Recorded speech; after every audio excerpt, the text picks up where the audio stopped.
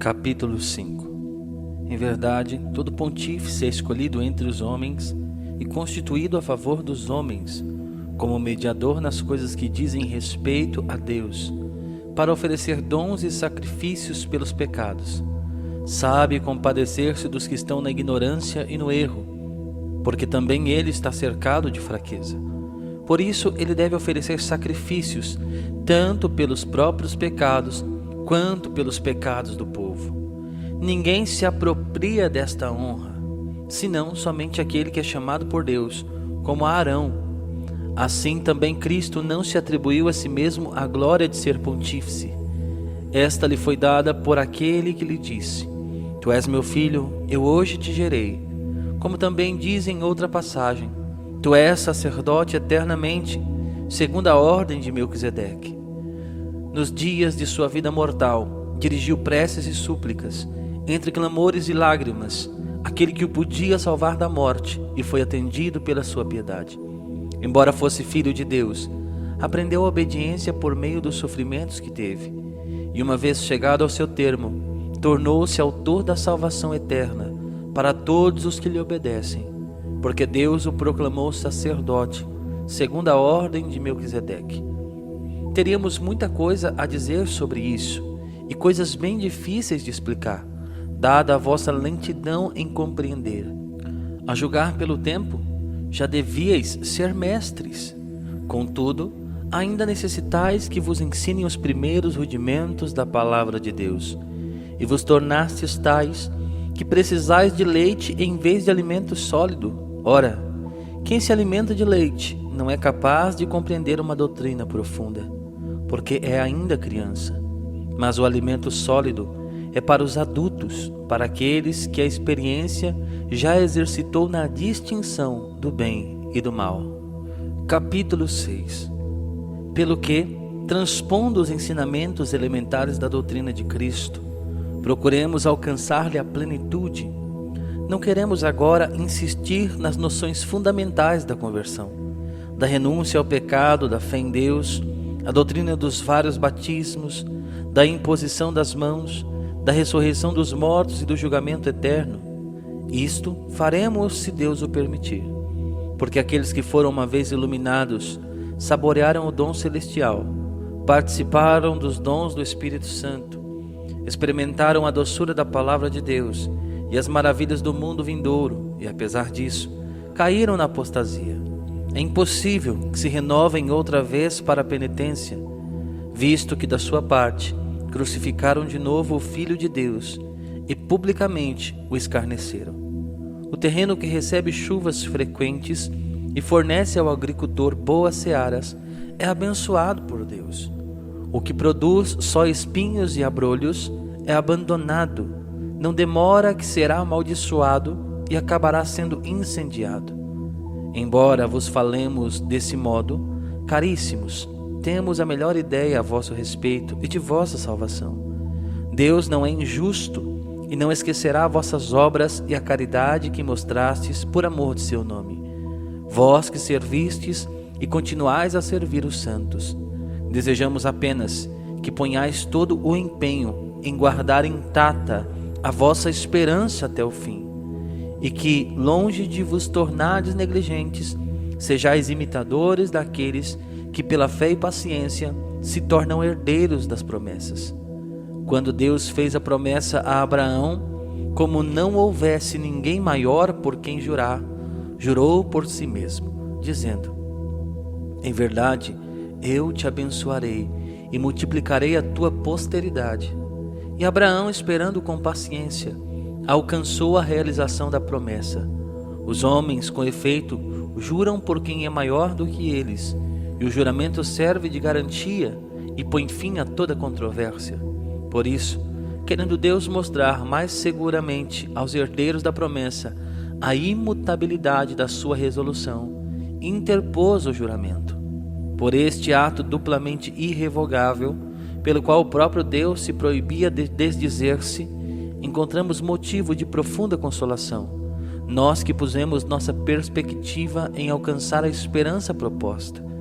Esperança esta que seguramos qual âncora de nossa alma, firme e sólida, e que penetra até além do véu no santuário, onde Jesus entrou por nós como precursor, pontífice eterno, segundo a ordem de Melquisedeque.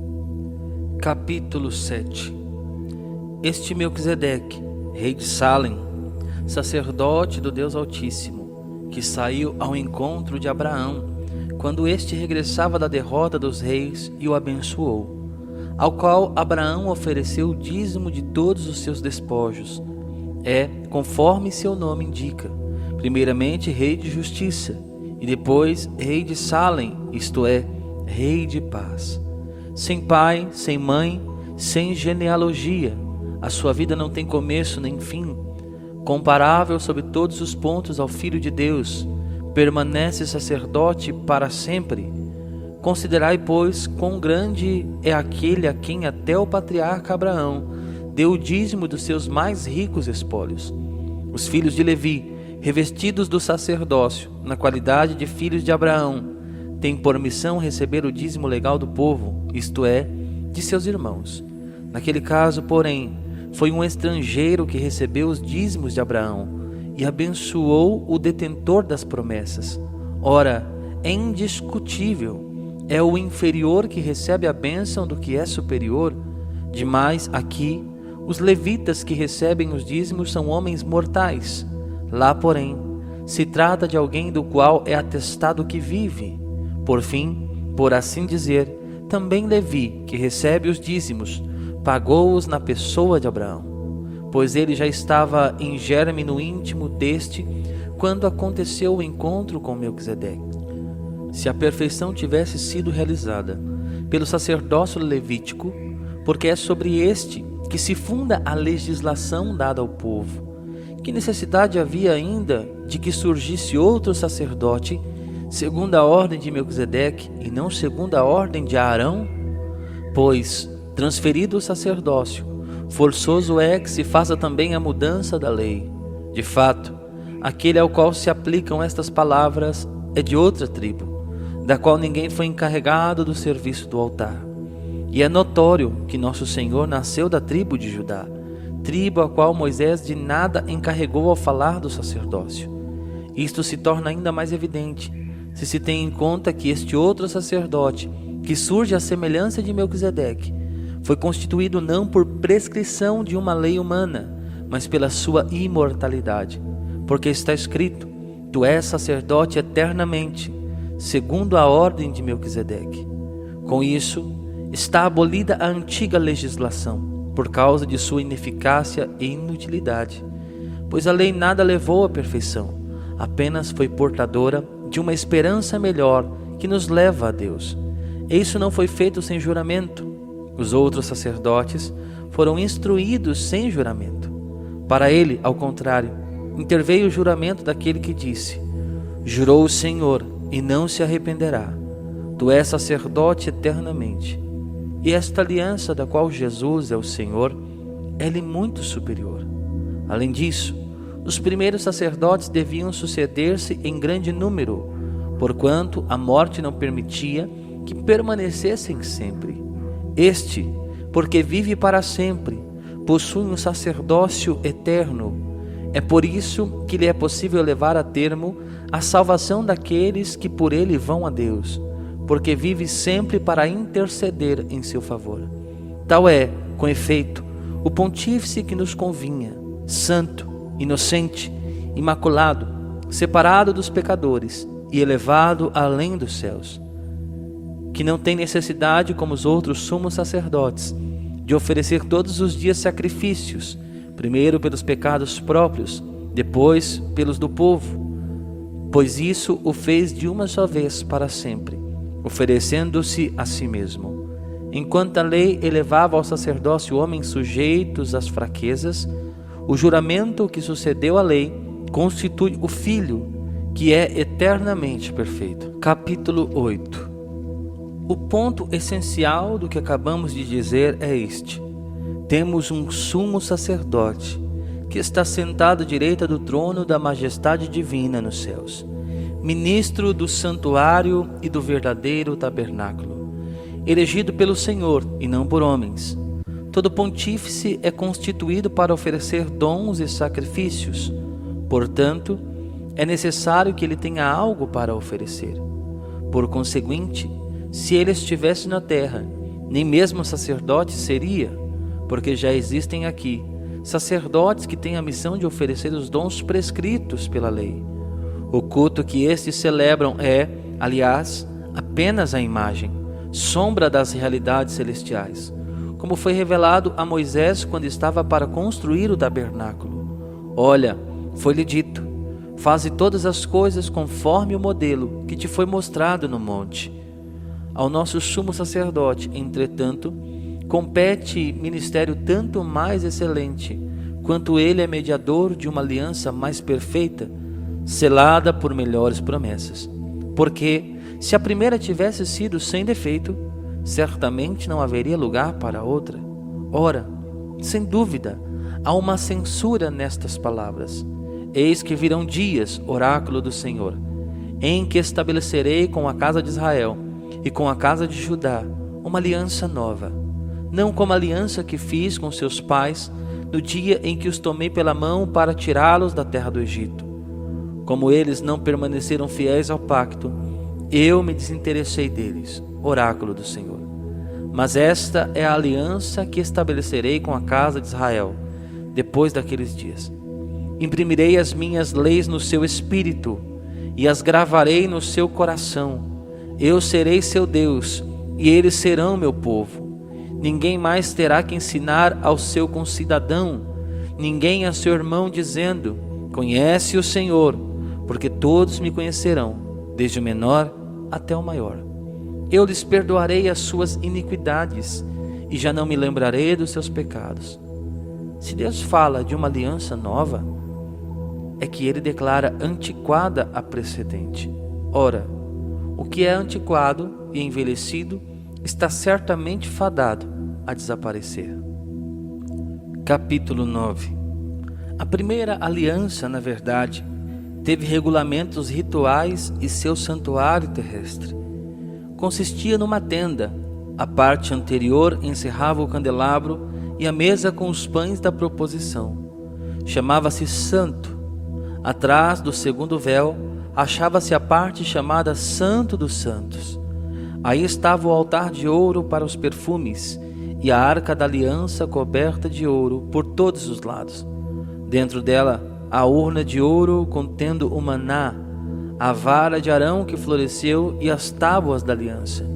Em cima da arca, os querubins da glória estendendo a sombra de suas asas sobre o propiciatório. Mas não é aqui o lugar de falarmos dessas coisas pormenorizadamente. Assim sendo, enquanto na primeira parte do tabernáculo entram continuamente os sacerdotes para desempenhar as funções, no segundo entra apenas o sumo sacerdote, somente uma vez ao ano, e ainda levando consigo o sangue para oferecer pelos seus próprios pecados e pelos do povo. Com o que significava o Espírito Santo, que o caminho do Santo dos Santos ainda não estava livre, enquanto subsistisse o primeiro tabernáculo. Isto é, também uma figura que se refere ao tempo presente, sinal de que os dons e sacrifícios que se ofereciam eram incapazes de justificar a consciência daquele que praticava o culto. Culto que consistia unicamente em comidas, bebidas e abluções diversas, ritos materiais que só podiam ter valor enquanto não fossem instituídos outros mais perfeitos. Porém, já veio Cristo, sumo sacerdote dos bens vindouros, e através de um tabernáculo mais excelente e mais perfeito, não construído por mãos humanas, não deste mundo, sem levar consigo o sangue de carneiros ou novilhos, mas com seu próprio sangue, entrou de uma vez por todas no santuário, adquirindo-nos uma redenção eterna. Pois se o sangue de carneiros e de touros e a cinza de uma vaca, com que se aspergem os impuros, santificam e purificam pelo menos os corpos, quanto mais o sangue de Cristo, que pelo Espírito eterno se ofereceu como vítima sem mácula a Deus, purificará a nossa consciência das obras mortas para o serviço do Deus vivo. Por isso, Ele é o mediador do Novo Testamento, Pela sua morte, expiou os pecados cometidos no decorrer do primeiro testamento, para que os eleitos recebam a herança eterna que lhes foi prometida. Porque onde há testamento, é necessário que intervenha a morte do testador. Um testamento só entra em vigor depois da morte do testador. Permanece sem efeito enquanto ele vive. Por essa razão, nem mesmo o primeiro testamento foi inaugurado sem uma efusão de sangue. Moisés, ao concluir a proclamação de todos os mandamentos da lei, em presença de todo o povo reunido, tomou o sangue dos touros e dos cabritos imolados, bem como água, lã escarlate e sopo. Aspergiu com sangue não só o próprio livro, como também todo o povo, dizendo: Este é o sangue da aliança que Deus contraiu convosco. E da mesma maneira aspergiu o tabernáculo e todos os objetos do culto. Aliás, conforme a lei, o sangue é utilizado para quase todas as purificações, e sem efusão de sangue não há perdão. Se os meros símbolos das realidades celestes exigiam uma tal purificação, necessário se tornava que as realidades mesmo fossem purificadas por sacrifícios ainda superiores. Eis porque Cristo entrou, não em santuário feito por mãos de homens, que fosse apenas figura do santuário verdadeiro, mas no próprio céu, para agora se apresentar intercessor nosso ante a face de Deus. E não entrou para se oferecer muitas vezes a si mesmo, como o pontífice que entrava todos os anos no santuário para oferecer sangue alheio. Do contrário, lhe seria necessário padecer muitas vezes desde o princípio do mundo, quando é certo que apareceu uma só vez, ao final dos tempos, para a destruição do pecado pelo sacrifício de si mesmo. Como está determinado que os homens morram uma só vez, e logo em seguida vem o juízo. Assim Cristo se ofereceu uma só vez, para tomar sobre si os pecados da multidão, e aparecerá uma segunda vez, não porém em razão do pecado, mas para trazer a salvação àqueles que o esperam.